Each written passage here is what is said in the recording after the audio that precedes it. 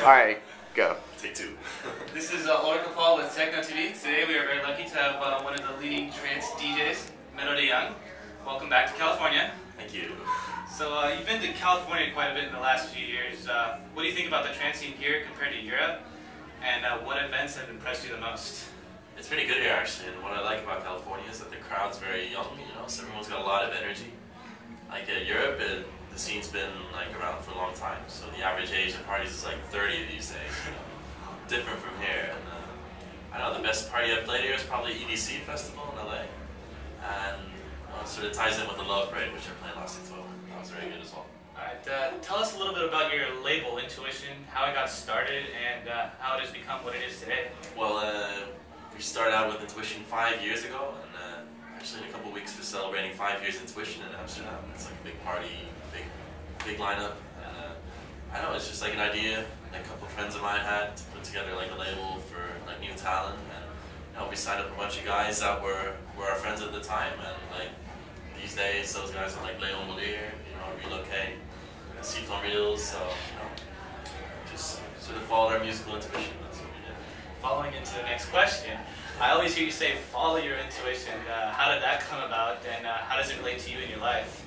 Well, it's just because like the dance music scene is very like hype, sort of. I mean, you always have something at some point that's really popular, and everybody plays it, right? So our philosophy is just to play what you like, and that sort of defines you as a DJ or producer. It seems that most of the successful trance DJs are from the Netherlands. Why do you think that is? I don't know. We have a long history with trance music that helps. So there's a lot of us around. And, I don't know. It's kind of sort of in the culture. We don't really have a hip hop scene like they do over here. So a lot of us listen to dance music. Trance is one of the bigger sort of styles represented in there. So that's it. Trance evolves from year to year, with more and more talented producers entering the scene. And what do you think has been some of the biggest changes in the last few years, and who do we need to look out for? Well, I think the tempo's gone down a lot in the past couple of years. Like trance has become like slower again, which is funny because that's the way it started out in like 91, 92, 93, So, and I don't know, that's sort of put out a lot of new names as well. One guy that I think is really going to have a big breakthrough next year is Ørjan Nilsen from Norway. He's working on an album right now. I've heard a couple tracks and they're unbelievable. So I'll play some of his stuff tonight. Look forward to that. Check it out. Music is obviously one of your great passions, and what goes into a metal track, and what exactly inspires you? I don't know. It's like everything in life. Every tour that I do and every event that I play sort of leaves me with inspiration. Like I come home and I go straight to the studio and make music. So, but like I don't know, I'm working on a new mix album, which is inspired by a tour I did in Brazil last year. I stayed in Rio de Janeiro, and I was like, wow, this city's so awesome. I've got to do something with the pictures, the feeling that I got there. So the new mix album is Intuition Sessions Volume 2, Rio de Janeiro. It's coming out after Winter Music Conference. So looking back to 2009, what was one of the funniest moments while you were on tour? Oh man, like that all falls under the header. What happens on tour stays on tour. So Okay. I don't know. Funny moments. Let's see.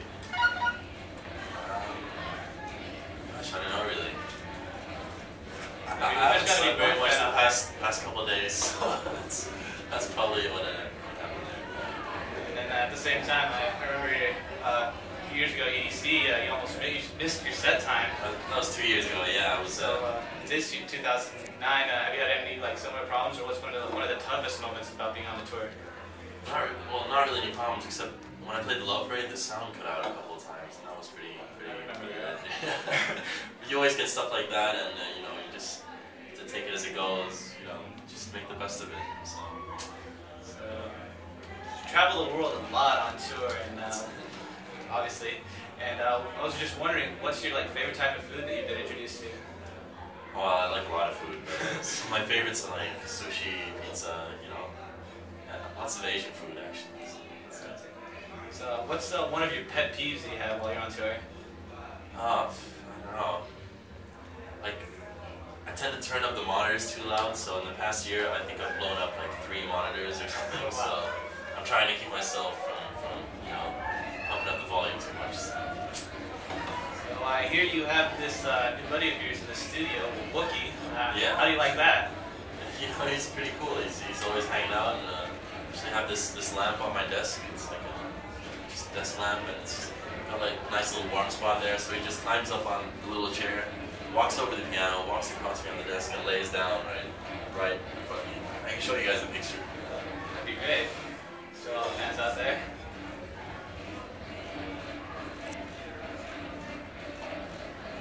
Alright, looking. You're gonna have to zoom in on this. Who has the fastest internet connection? This picture's also on my Twitter if you want to see it. So. Alright, you've seen it? I've seen that one. That's why I asked the question. I saw that cat. So how's he doing in there? Yeah, he's hardcore though. Whenever I want to go to sleep, he goes fucking apeshit. Climbing on the curtains, on the sofa, whatever. Trying to keep you awake. Yeah, but he's a lot of fun. So Alright, then last question. What can we expect from you in the 2010 now? Well, I've been locked up in the studio for the past months working on new stuff. So the new mix album's going to have 3 new singles with a lot of cool remixes coming up as well. And that's going to be done in the next few weeks. So after that, I'm going to start working on an album, which will hopefully be released end of this year. So, thanks again. We greatly appreciate you doing the interview with us. Alright, no problem. Thank you. And, alright, last thing, we're